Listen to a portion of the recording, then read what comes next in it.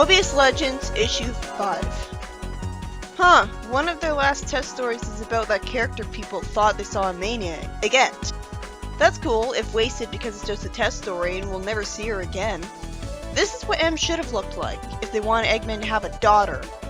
Egghead didn't exist as a concept back then, but the point still stands that M should have looked like a kid and not a masculine-looking adult. It ruined the point of giving Eggman AI kids because they weren't kids.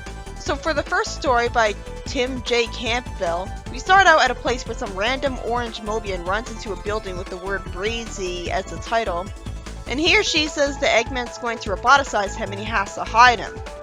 Rather than immediately sympathizing with him, the guy in the flower shop implies he's evil because he makes a lame excuse not to do so, making a reference to the Underground Railroad because apparently that existed as a place that hid people even on Mobius. The born Mobian says she knows who he really is, reveals the flower shop's weird motto, and the guy says that he doesn't want Robotropolis to hear him say that motto. I'm guessing this all takes place in another dimension due to the Breezy thing. Until I see a Sonic character, I'm not all that invested. Where's Jeffrey or Sonic? The guy calls the kid ignorant for some reason and says they're not work for hire, and someone behind some bushes with black gloves or hands agrees. Jeffrey? I don't know why I thought that. Maybe it's the remaining stench of Flynn making him a traitor earlier.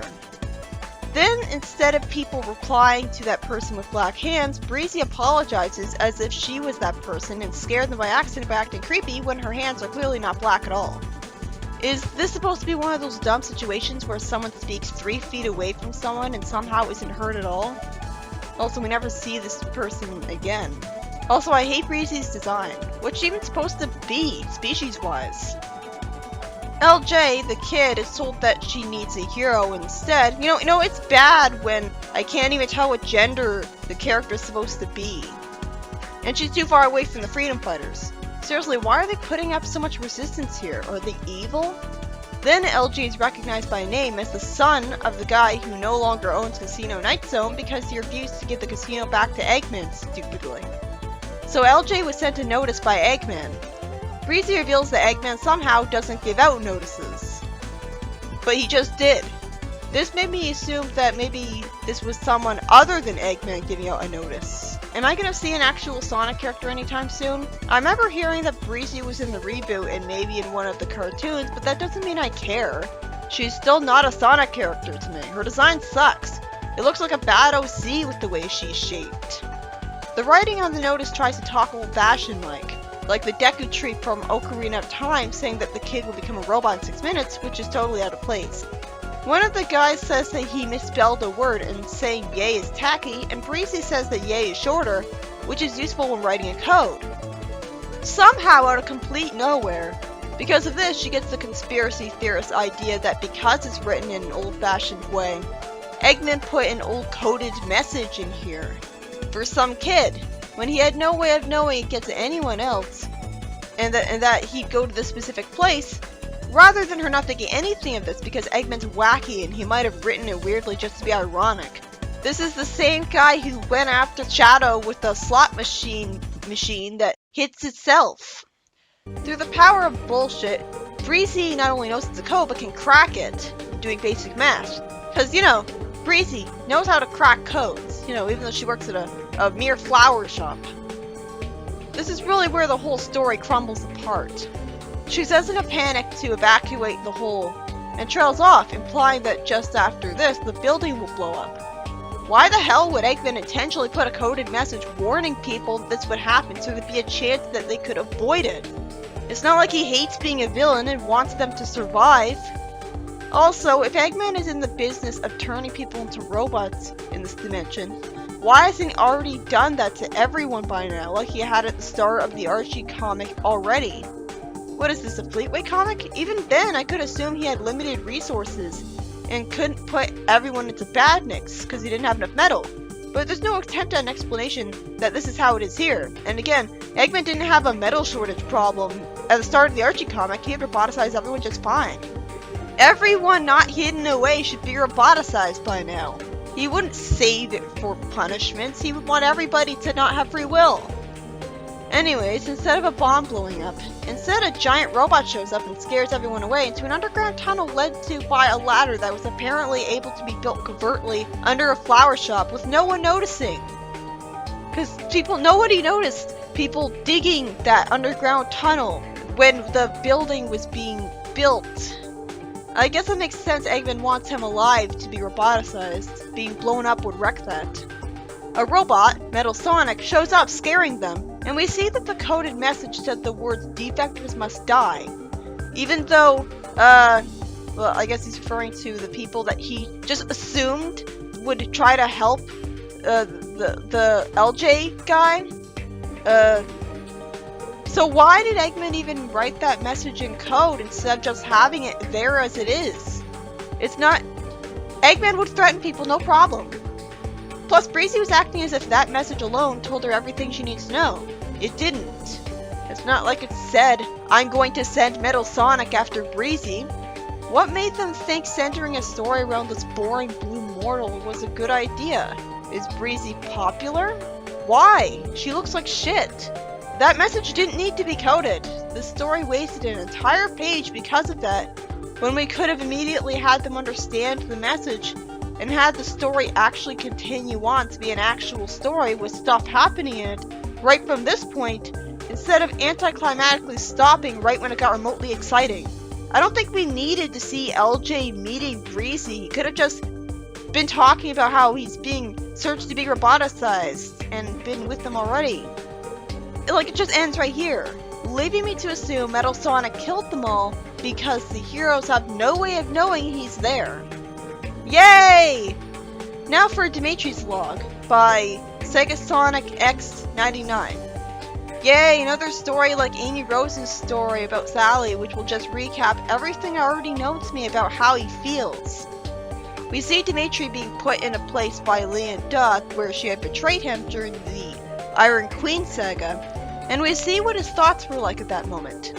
Okay, I could have assumed he would be thinking all of this. This isn't really a story, it's just a bunch of narration dialogue. A fanfiction could do that without taking millions of years on making beautiful art that could be going towards the main comic. My time is wasted by Dimitri recapping his life story. I'm pretty sure the people who'll be reading this have already read the entire comic. He says that his mind wasn't clear as Enerjack. No shit. He thinks on day 7 that Knuckles at least had people there for him to help him as Enerjack, while he had nobody, and he realizes he was stupid to think Eggman could have helped his people. I could have figured being trapped in a place for a while by Leon Duh would have given him time to think and lead to his redemption. I'm not choosing to be negative, it's just I can't help it when I'm reading out this kind of script. Wait a minute, she clearly said think small thoughts. So why hasn't he completely run out of energy by now after all that thinking? And him thinking why am I still alive only highlights the plot hole. By day 25, he says that's the last distress signal his battery can take. His battery must be really good for him to still be alive at this point. And the story ends with Sonic and Tails finding him, but he was clearly with his eyes open at that point. So was he not able to talk by that point? Oh, the story's not over. I guess he was able to talk. So good. The page wasn't wasted on recapping the exact same panel we already saw in Flint's story. Dimitri at first is curious, but then says that he was in that box for 25 days. Turns out he was only in it for a week.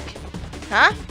And that's according to Nicole's magic sensors, as we see a small hologram of her floating above her handheld form.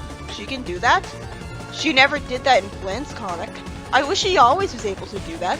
I like getting to see all of this, but couldn't I have seen an original story instead of a fanfiction expansion of a story we already saw? Even I did that once. Like, this could have been on fanfiction.net and been fine. Dimitri admits that he hasn't reset his internal clock for several decades now, which is what we're going to waste the last page of the story on.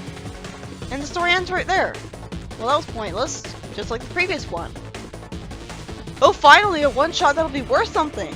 Well, as long as it doesn't spend the entire time just trying to get to the point where Egg M would be created, and then end when we'd actually want the story to start with her doing stuff with Eggman. This story, by Tim J. Campbell, starts out wasting our time with narration recap by Eggman, who thinks that overlanders are easier to conquer without drawing attention. from the main heroes, I guess. I guess at this point in the continuity, Shadow and Rouge and Omega aren't at Station Square. Either that or this is a separate dimension where they aren't here. At some point he sees one of the Overlanders not afraid of him, rushes up to her, and while he feels nothing but hate for her, calling her a weak little mite in his head when she did absolutely nothing to deserve it, he realizes that this is something else entirely as we see a few Legionnaires. It turns out that Ega is a sociopath since she can't feel emotions. That explains why she'd work for Eggman, but I would prefer if she was just an AI android created by Eggman now that I thought of that, instead of her defecting to his side just because she's a crazy sociopath who doesn't have morality, making me more annoyed at her. There's a whole bunch of panels wasted after this reiterating the fact that Eggette isn't scared at all, when I get it. Eggette says she doesn't care about her family because they're idiots. She says she doesn't even want to give out her name because she doesn't want her parents to influence her. And she insists she's not a little thing, she's bigger than everyone, and dismisses everyone as lazy and gutless for not resisting the Mobians who took her grandfather in the Great War. Gerald? She presses a button, and as I'm glad there's an actual reason for why she's evil since her parents don't seem abusive at all. And suddenly she reveals she can trap her family in crystals with a device she somehow has. I guess she built it like Dennis. No, Dexter. Sorry. That's who she's really reminding me of. Then some Legionnaires get shocked, and as I expected, this makes Eggman smile being impressed. He says he has a special kind of Legionization for her, something very close to him that I really want to see how it's going to be. Please don't let the story end there. This is when it's actually going to get interesting. Ugh! Fuck! Why bother if they're all test stories?